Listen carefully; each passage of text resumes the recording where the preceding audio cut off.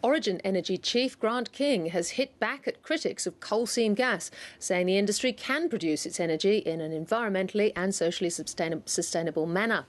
The industry has come under attack from broadcaster Alan Jones, who claimed approvals of coal seam gas mining were putting public health, water quality and food security at risk. Here's Philip Lasker.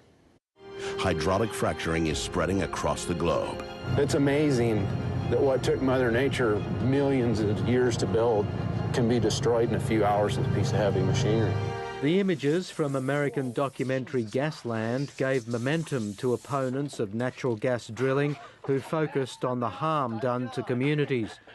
It also triggered industry responses. Gasland also suggests natural gas drilling was responsible for the flammable tap water depicted in the film.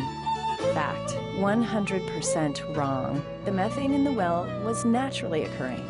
It's situations like this that had the head of Origin Energy quoting French political thinker and historian Alexis de Tocqueville. It is easier for the world to accept a simple lie rather than a complex truth. And the Origin chief could hardly have missed the threat from one of Australia's most influential commentators, who's claiming the coal seam gas industry's operations are a threat to agriculture, putting public health, water quality and food security at risk because its techniques are toxic and pollute the water table.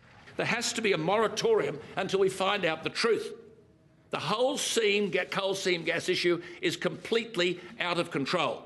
Governments in Canberra, Queensland and New South Wales are taking mining companies' money and giving them a licence to do whatever they want.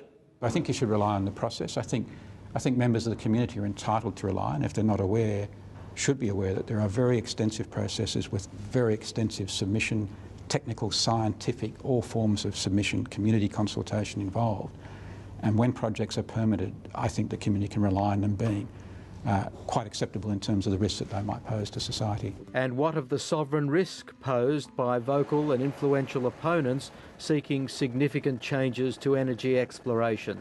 I don't think that has anything to do with sovereign risk. It's the permitting processes in Australia are not much different from most developed economies, although I have to say in respect, for example, of coal seam gas, it is far more rigorous than we've seen in any other country. Contrasting views, leaving people to embrace the most convenient truth.